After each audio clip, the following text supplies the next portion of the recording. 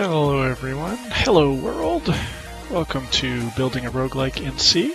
My name is PDCodes, and we're on day 3 of our quest to build a classic roguelike with a classic ASCII-based interface, entirely in standard C.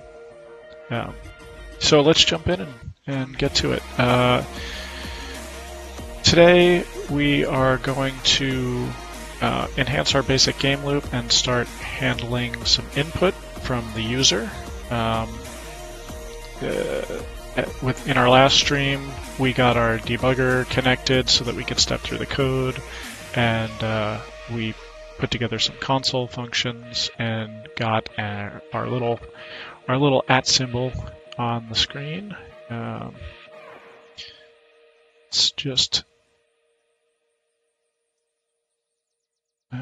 Let's just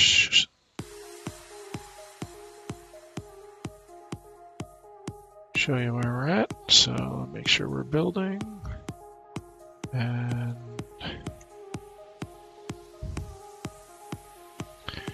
there we are. It is a lovely black screen with our @ symbol, which is the classic rogue avatar for the player.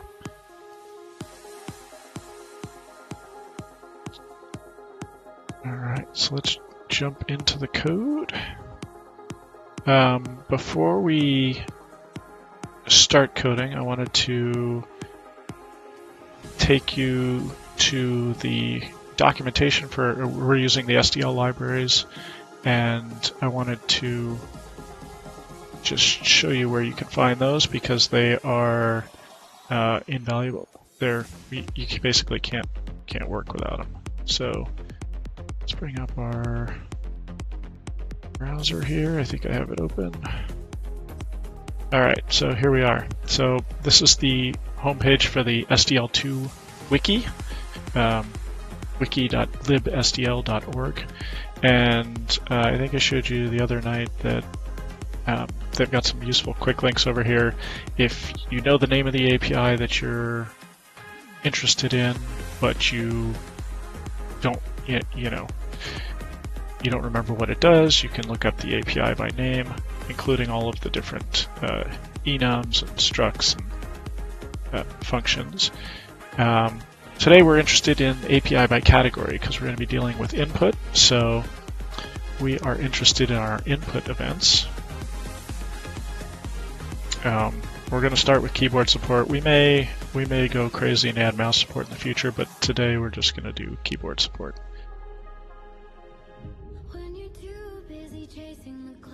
So basically we're already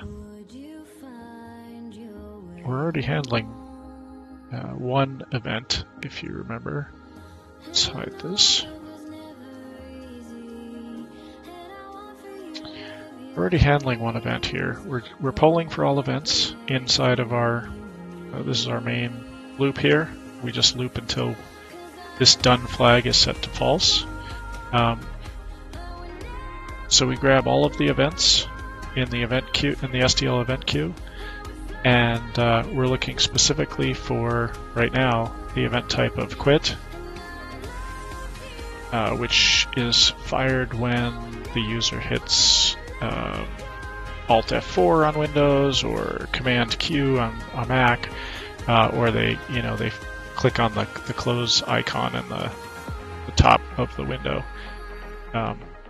And we're setting done to true, jumping out of this loop, cleaning up and exiting the program. So we are interested now in handling keyboard events. Specifically, the goal tonight is get our little @ sign moving around the screen.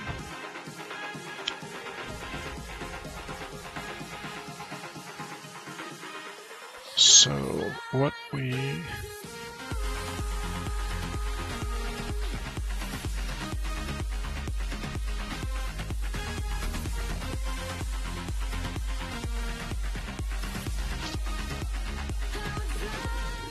are going to look for me get this up here so you can see. Alright.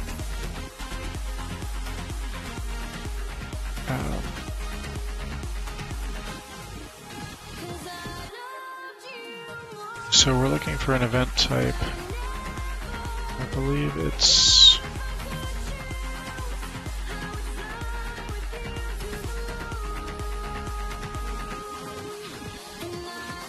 Here we go, our enums event type. So we're going to look for key down,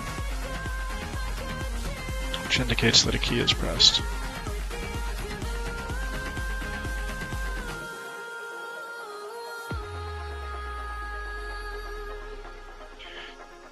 So we've got our quit here, we'll just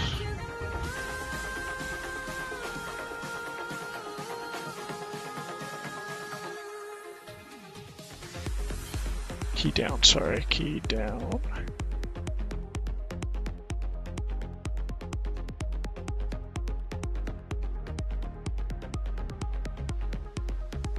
And so we're basically going to have a big switch statement in here that handles, it applies logic based on what key was pressed. So the first thing we're going to need to do is actually get the key code. So let's jump over here and see what back up to the category.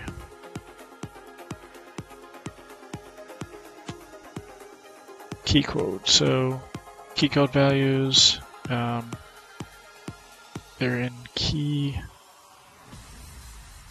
keysim.sim field of the SDL event structure. So we're going to look for an SDL key code.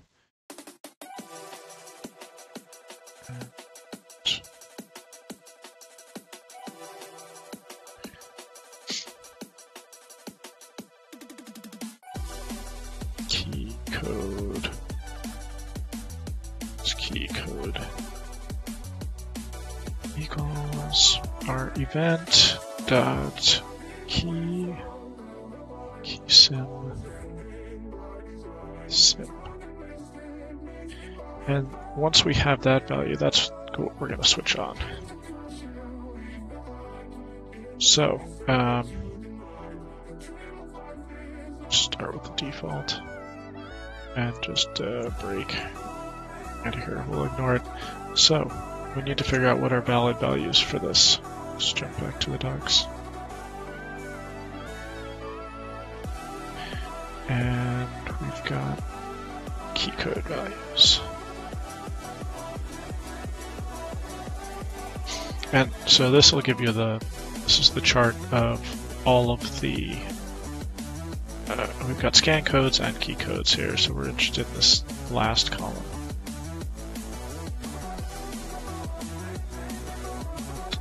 So let's talk about what we want to use for input keys. I think that traditionally some roguelikes use the number pad for movement, and we can certainly include support for that. But right off the bat, I'm gonna support non-numpad movement values and key values, because with laptops these days a lot of them don't have a numpad. So we're going to go with the WASD keys initially for up, left, down, and right. And so let's just find W, and I think these are going to be SD, LK, and then just the letter.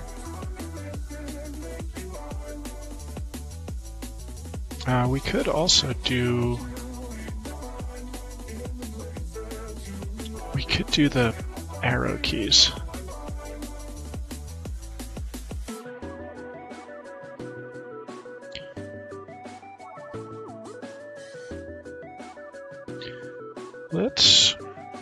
Let's do the arrow keys for now. Let's see, where are those?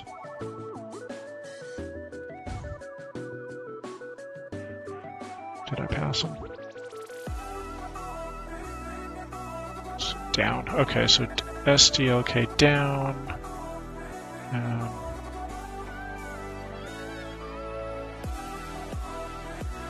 SDLK left, and then I'm guessing it's going to be up and right. SDLK right, and SDLK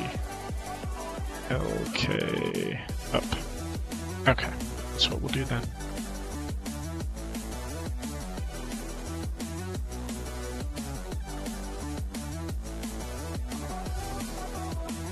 Alright, we're going to do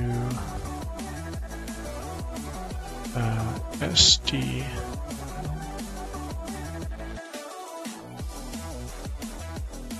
Up. And for now, let's just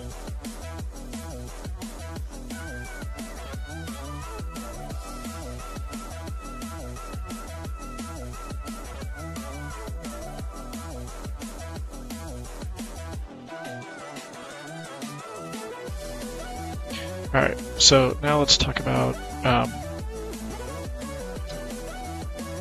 movement and how to apply movement to our player. Right now we're just putting the @ sign at some arbitrary value. We picked 1010 just to get it on the screen, and that is reasonable for our testing, but now we want to be able to alter the X and Y coordinates of the player and move them around the screen. So initially, why don't we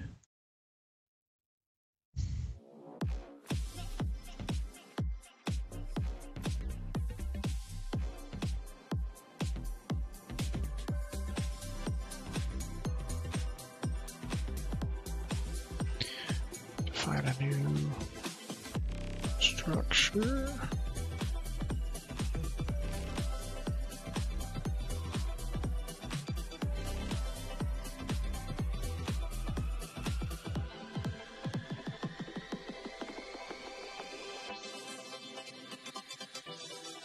And we will just give it, well, let's call it, let's try and have some sort of naming conventions. Let's call our structure all begin with a capital letter. So for now we'll just do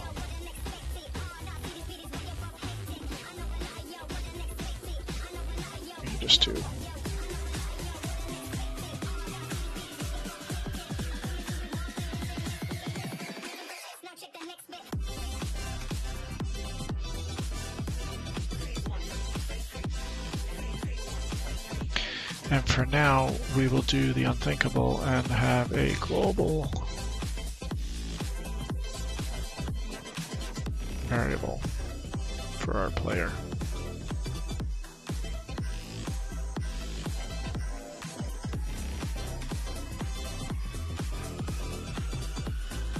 Well, I guess we don't need a global at this point.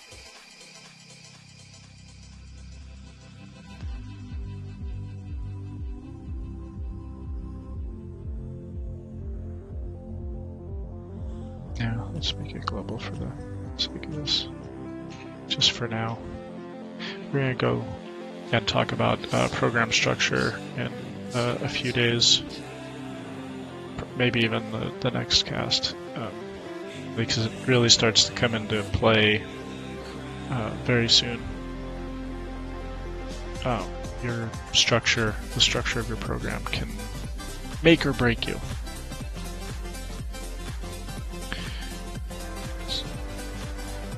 So we'll do all this initialization, and before we enter our main loop, let's create our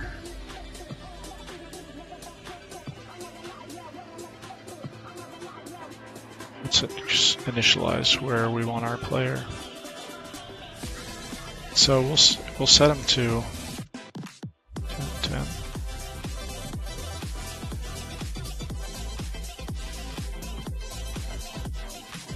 Now let's alter it to make sure that we've actually accomplished something. So let's do 2525.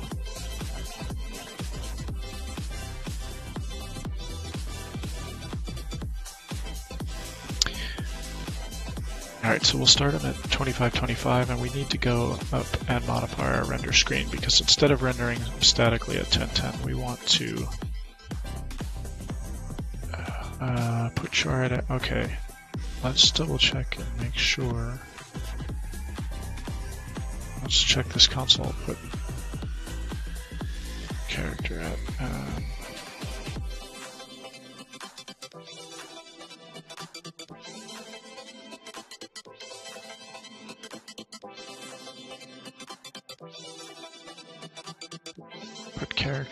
we give our cell X coordinate and then our cell Y coordinate. Okay.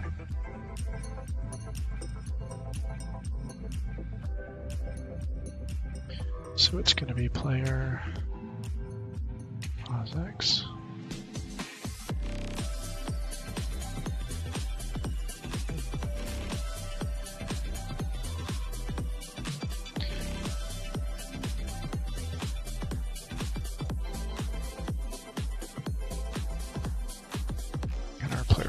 Y.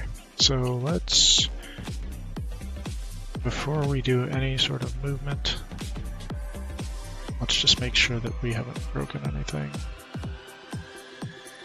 Things are still working as expected, and are rendering it now at our player coordinates.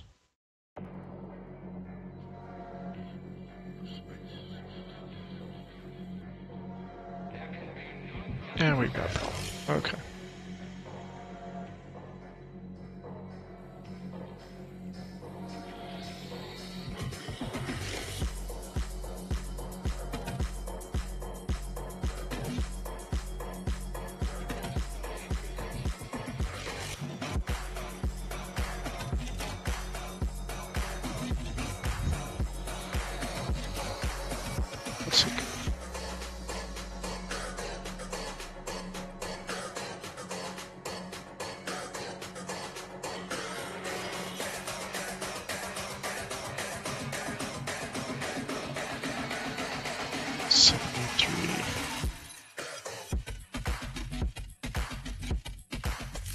Is it not getting recognized as a global?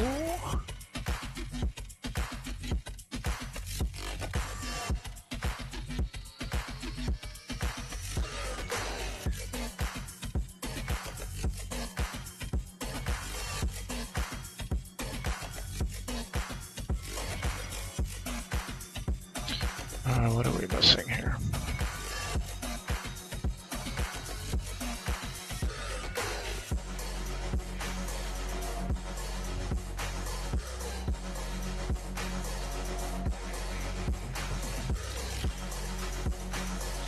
We've got our player struct, and then we declare a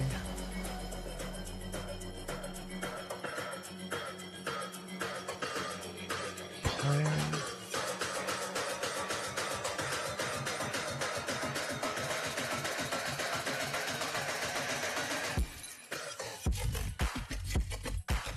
oh man, you know what? It's not that late at night. What am I doing?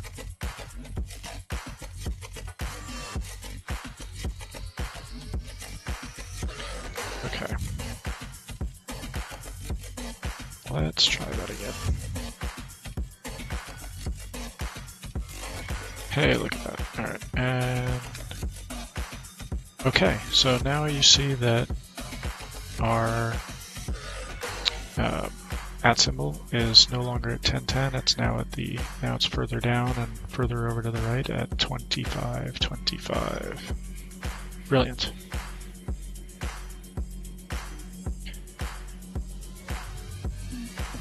So the next step is to get the little guy moving.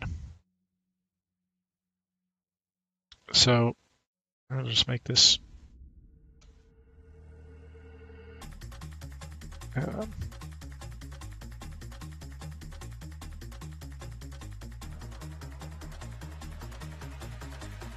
so if they're moving up, you subtract 1 from Y, because in this game we're going to have 0, 0 is the top left corner. So moving up, you're going to go subtract from y, and moving down, you're going to add to y.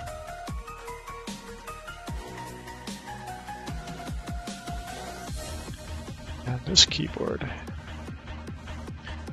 is not familiar to me, so got the new computer here, and throughout the course of the day I'm using different keyboards, which is not good for muscle memory, but it is what it is.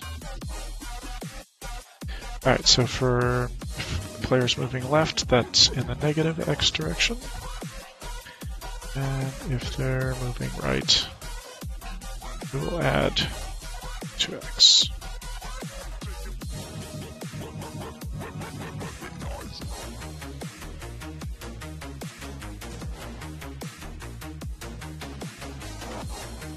Alright, so now when we hit the arrow keys, we should see some action.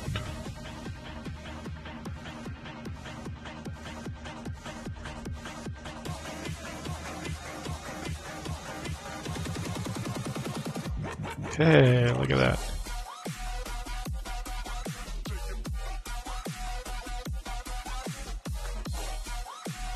And just like that, we've got keyboard input.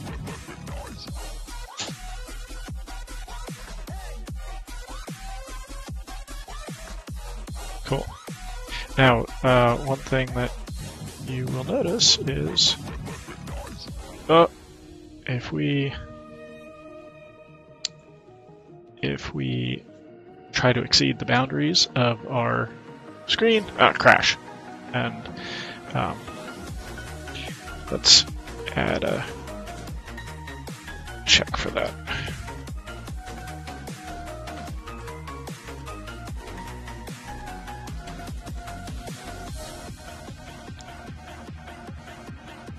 So we'll say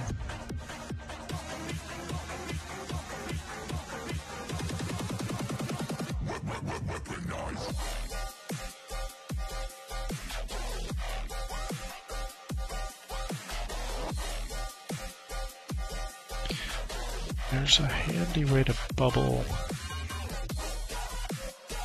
I gotta learn my Sublime Text key shortcuts.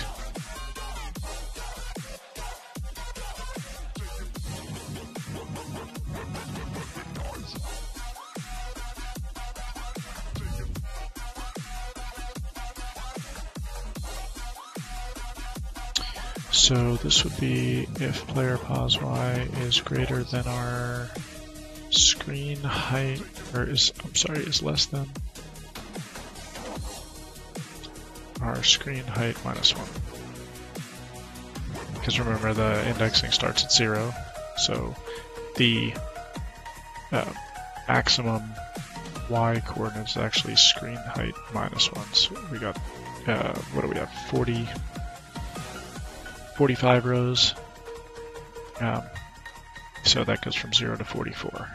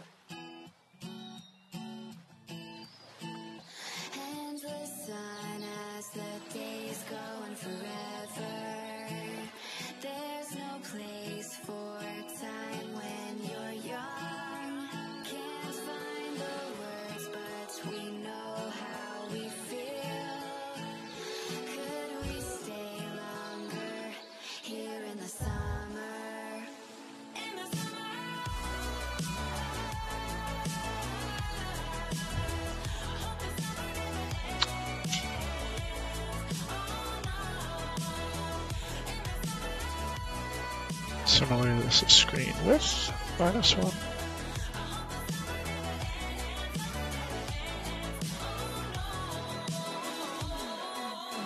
Alright, so this should add some protection against our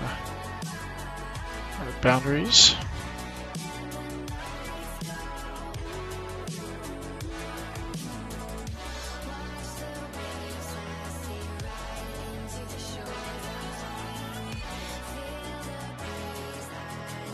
let's see. Alright, there's our little dude. And, oh, okay, good. I'm hitting the left arrow and he's not going. He's just sitting where he is. So let's try and do up. Yep, he's getting stuck. Oh, we have a fail.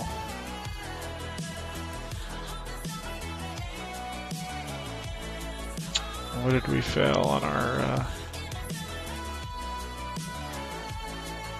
down? If player pause Y is less than screen height. Ah, yes. So if it's less than screen height minus 1, and we add 1. Alright, let's, yeah, we have an off by 1 error, which is fairly common, but still kind of embarrassing. So if our screen height minus 1, our maximum screen height minus 1, screen height minus 1 is 44 in this case, and we were testing if it was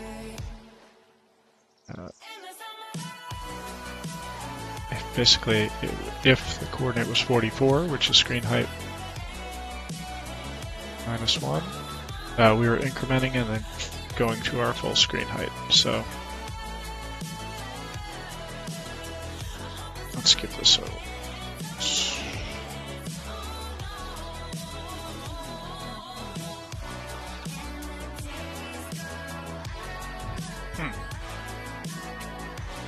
Alright, now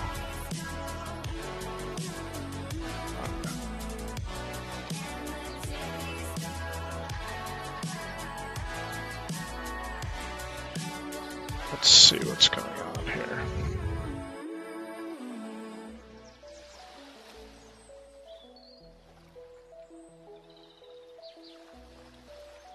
Let me move my little terminal here because you guys can see the code.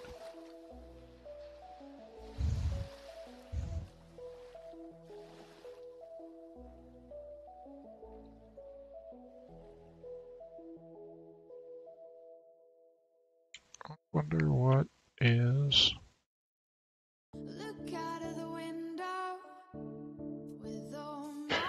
Oh.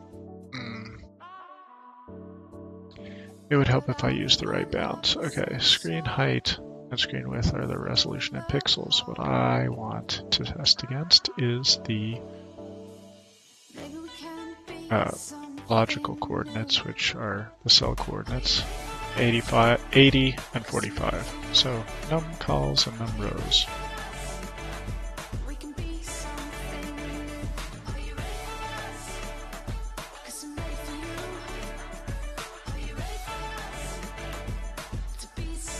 So instead of screen height, this is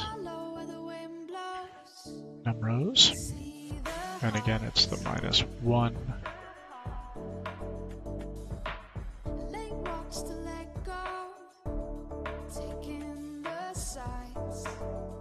If it's less than, yes, if it's less than, this is going to be calls.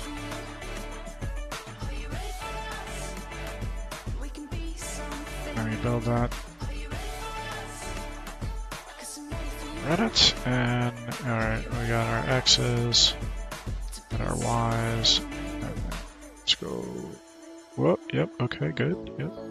Trying to hit right, yep, it's not going, and then the big, let's go down. Boom, yeah, alright, no crashy crash this time. Okay, so now we've got some boundaries. Can't go off the edge of the screen. Brilliant.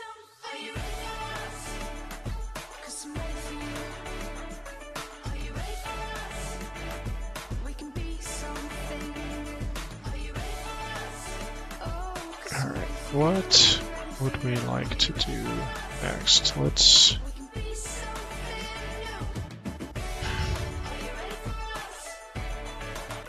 We've got our little @ sign, and got it moving around the screen, so we can cross that one off.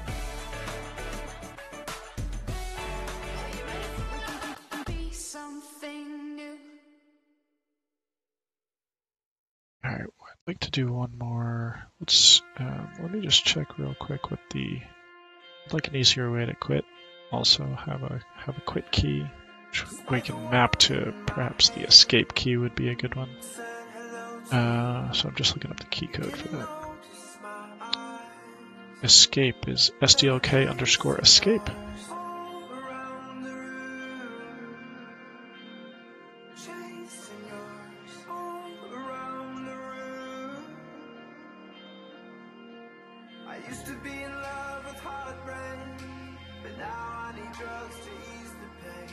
And we will do the same thing that we're doing up here with the SDL quit. So done.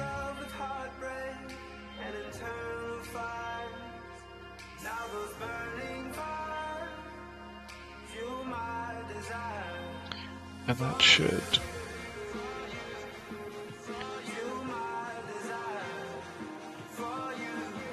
just gonna build and run and hit the escape key.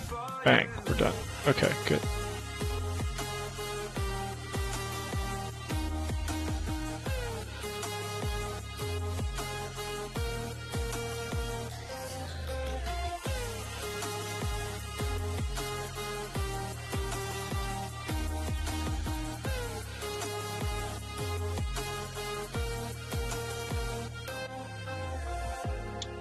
Alright, so that brings up the next topic, which is going to be world representation, map.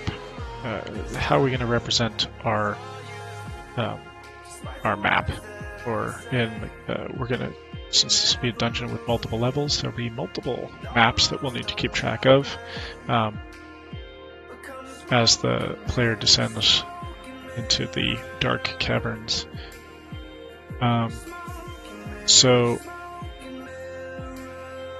there are many ways to represent the world in a game.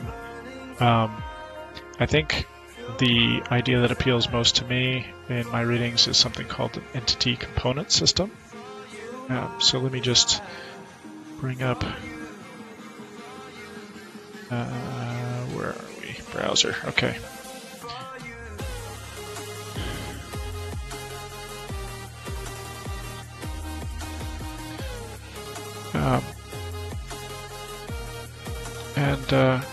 Wikipedia actually has a decent article about it. It's interesting that the Thief of the Dark Project is the earliest game publicly known to make use of ECS, and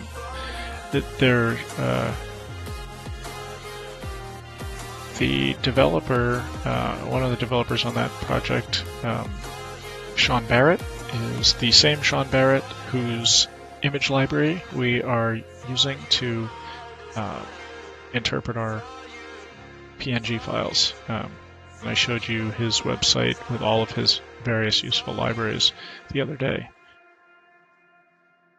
But basically, real quick, the entity component system, 3 parts.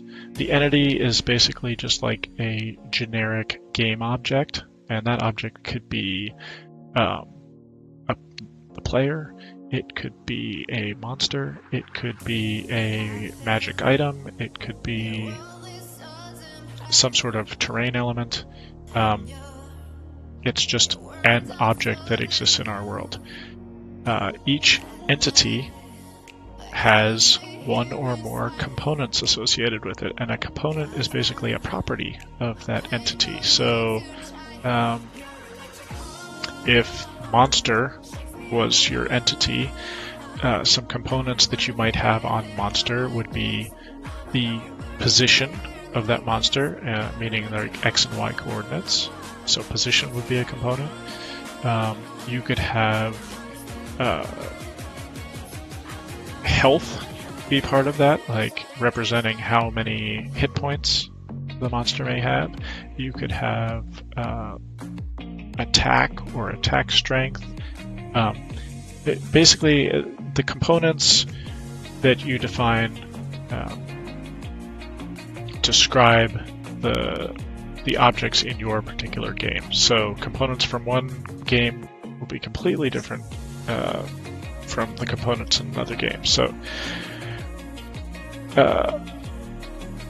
entities and components basically make up and describe all of the things in your world, and the game operates on those things through the use of systems. So that's the third in the entity component system. And then each system runs continuously and performs global actions on every entity that possesses a component of the same aspect. So each system operates on one or more components it applies some logic to those components and updates your game state. So if there was a system that was responsible for rendering everything to the screen, for example, it would be interested in the position component of everything, every object in your world, so that it can apply some logic and say, hey, is this thing visible? If so, render it to the screen. And so you've got a bunch of different systems all running within your game loop, each kind of managing its own thing. And this allows you to break apart the logic so that it's understandable by a human. Like if you had to keep all this stuff in your head at once, it would be overwhelming. You can focus on building a single system. You're focusing on a small aspect of the greater game. So it allows you to build a large game, a large complicated game out of fairly simple parts, which we'll get into.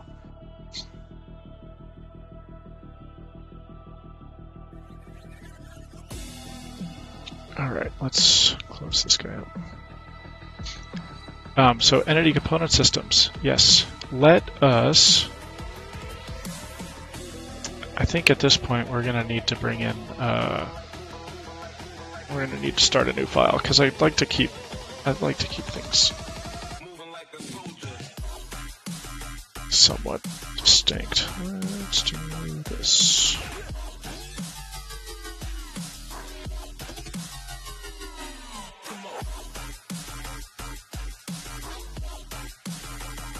Now might be a good time to add some.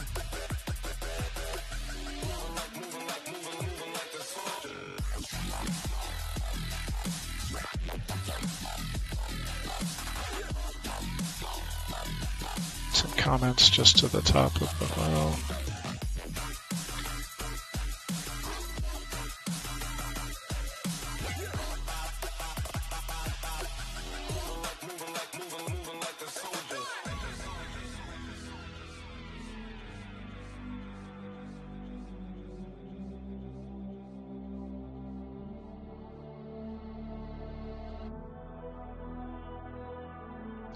Go over here and call this one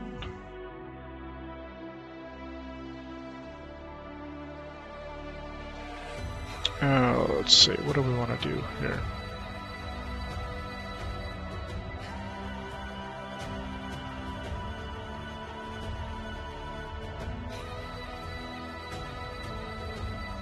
Should we call this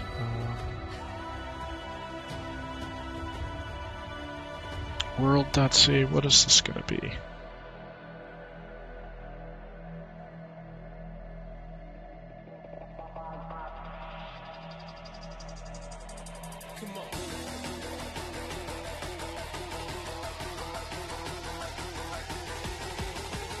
Let's just call it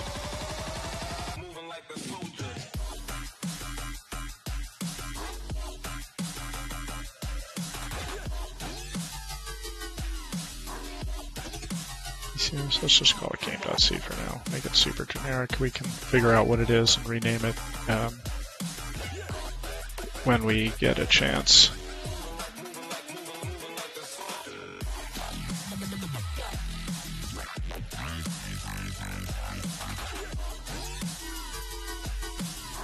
So the first thing we're going to do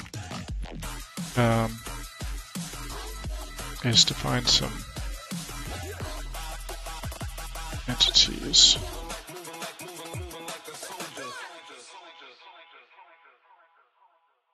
Just heard some sort of chime.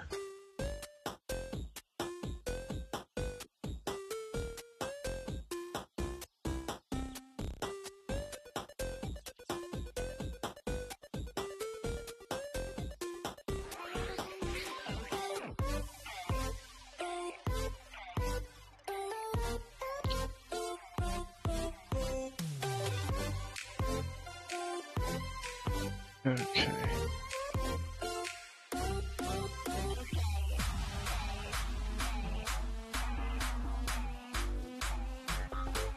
So what I'm going to do is I'm going to just start mapping out some very simple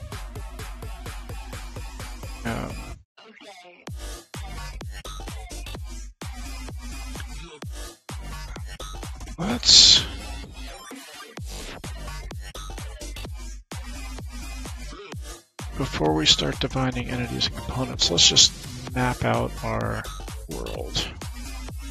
Figure out how we're going to represent that. Figure out the map before we figure out what we're going to put into that map. So we'll do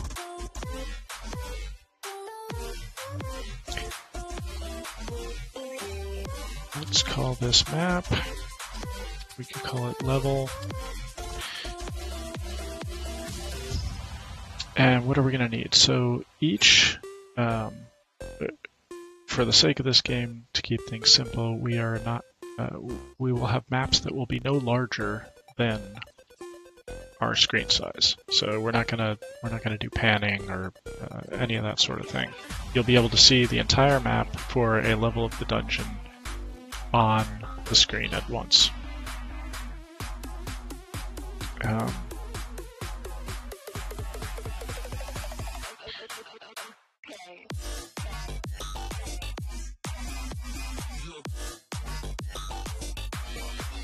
So what we're going to do, one sec.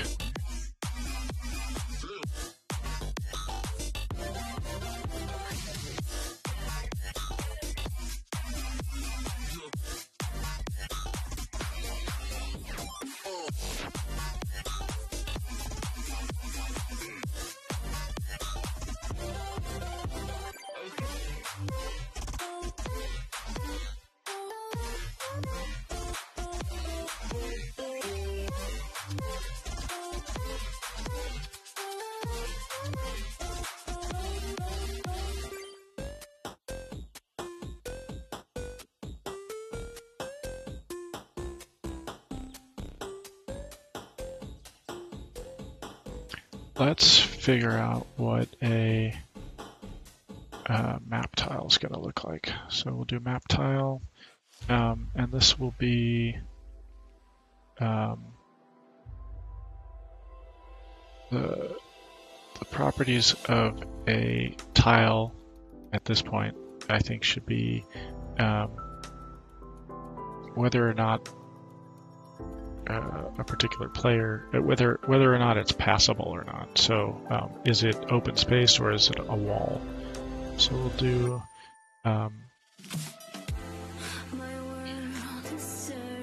let's see.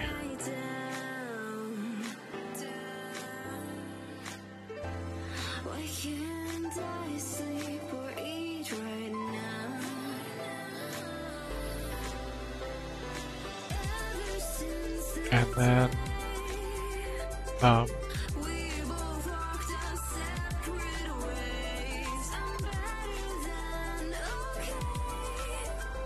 but we are definitely going to have more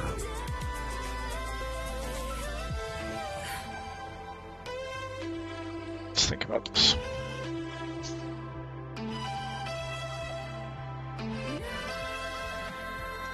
We're going to want to give a tile a type. Should we make map tiles an entity in our...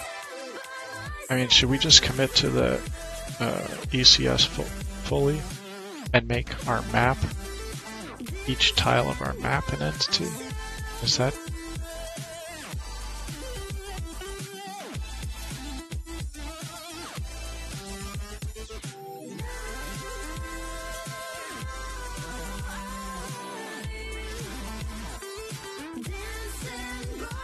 You know what? I think I need to think on this a bit. So I think I'm going to call. I think I'm going to end the stream now. Let's save this.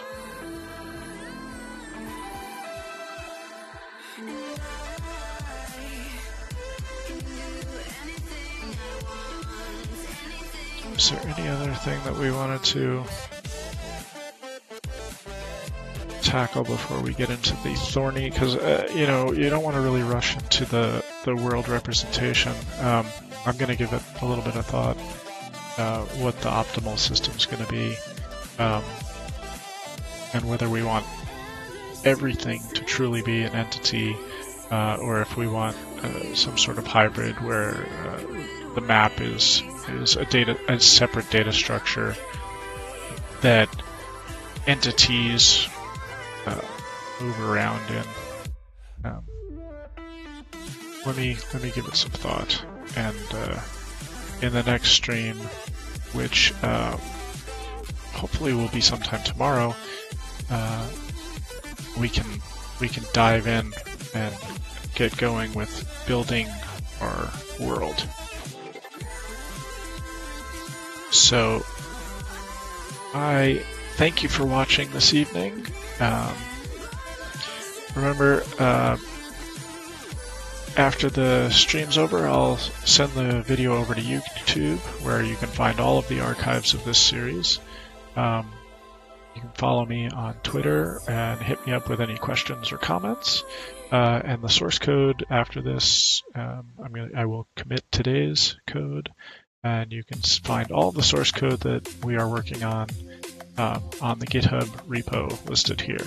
So thanks for watching, and be sure to follow me to get stream notifications. Follow me on Twitch, and they will send you a helpful notification the next time that I go live. So thanks for watching, and good night.